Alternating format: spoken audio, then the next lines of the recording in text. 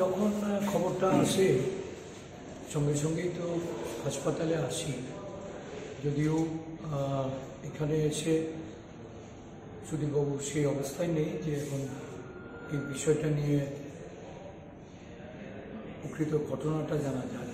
তবে যেটুকু শুনেছি ওনার সঙ্গে যে ওনার দেহরক্ষী ছিলেন, আজকে প্রাণঘাতী হামলা এই অভয়নগরে সুদীপবাবুর একজন একনিষ্ঠ নেতা, যিনি এই নির্বাচনে সুদীপবাবুর হয়ে নির্বাচনী প্রচার কাজে অংশগ্রহণ করছেন,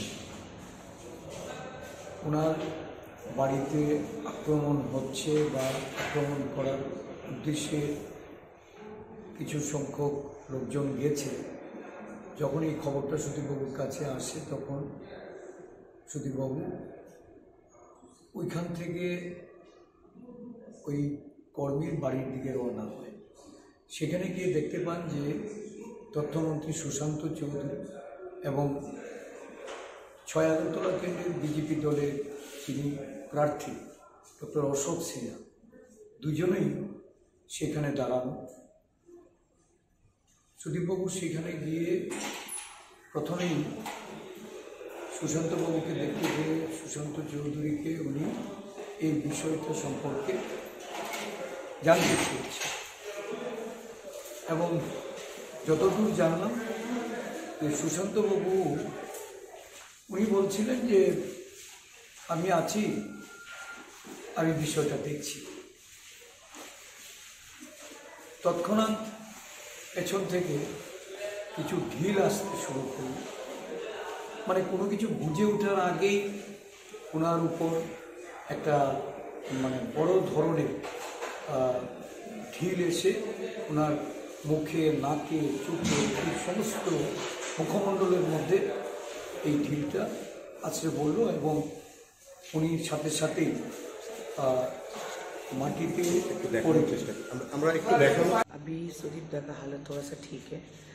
अभी हम ILS में आए हुए हैं और उनको चोट जो लगी है बहुत बुरी तरीके से चोट लगी है। और आज करीबन 11:30 जैसे बजे वो अभयनगर गए थे, जहाँ पे हमारे कार्यकर्ता के घर में कुछ बीजेपी के लोगों ने उनको डराया धमकाया। तो ये बात सुनकर सुदीप बर्मन जी वहाँ पर गए और जब वहाँ पर पहुँचे तो उनको पता चला कि सुशांत चौधरी जो यहाँ के माननीय मंत्री हैं और उनके साथ कांग्रेस प्रत्याशी अशोक सिन्हा जी भी वहीं हैं। और फिर उसके बाद जैसे कि हमें पता चला है चश्मदीद गवाहों से कि सुशांत बाहर आए, सुशांत चौधरी जी बाहर आए सुदीप दा से बात करने के लिए।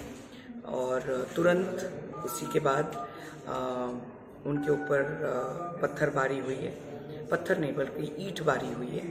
उनको मुंह में बहुत बुरी तरीके से लगा है, उनके दांत सामने टोटली डैमेज्ड है, इंटरनल ब्लीडिंग है और मुंह के अंदर से भी पूरा फटा हुआ है। लगता है बीजेपी फिर से एक बार और अपनी कायरता का सबूत दे रहे हैं। और मैं माननीय मुख्यमंत्री जो खुद प्रत्याशी है, मैं उनको ये बोलना चाहती हूँ कि आपका प्रदेश में law and order totally disrupt हो चुका है। और मैं DGP पुलिस से गुहार लगाती हूँ कि अगर इस तरीके से आप चुनाव लड़ाने वाले हैं तो रोज़ कोई ना कोई वारदात होने वाला है। और जब एक कांग्रेस प्रत्याशी या फिर कोई भी प्रत्याशी के ऊपर आपने खुलेआम आपने उन पे ईंटबारी करी और उन पे अटैक हुआ, ये प्रजातंत्र है और ये प्रजातंत्र में होना नहीं चाहिए। और सभी मैं त्रिपुरा वासियों से गुहार लगाती हूँ कि आप लोग देखिए किस तरीके से बीजेपी सरकार आपको भयभीत कर रहे हैं। एक आम आदमी को तो छोड़िए, आपके जो प्रतिनिधि हैं उनके ऊपर भी अटैक हो रहा है। तो इस तरीके का शासन नहीं होना चाहिए और पुलिस को अपना कार्य करना चाहिए, ना कि सरकार के हाथों में कठपुतली बन के रहना चाहिए। क्योंकि हमें जितना पता चला है वहाँ पे जब पुलिस आई वहाँ पे कोई कार्रवाई नहीं की है और उनकी गाड़ी भी बहुत बुरी तरीके से डैमेज हुआ है। और भगवान का लाख लाख शुक्र है कि उनकी जान बच गई। और बिल्कुल सही नहीं हुआ जो हुआ है।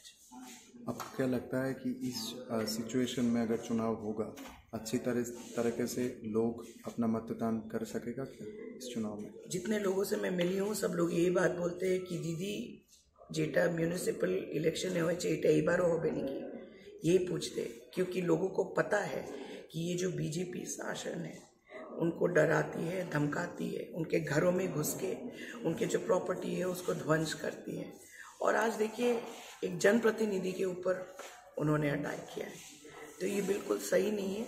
ये लोग प्रजातंत्र का मर्डर कर रहे हैं, और अगर ये सही में प्रजातंत्र है तो फ्री एंड फेयर इलेक्शन होने दीजिए, ना कि कायर बन के किसी के घर में घुस के किसी को धमका के, और उसके ऊपर से जब उनके जनप्रतिनिधि वहाँ पे आते हैं आप उन पे अटैक करते हो।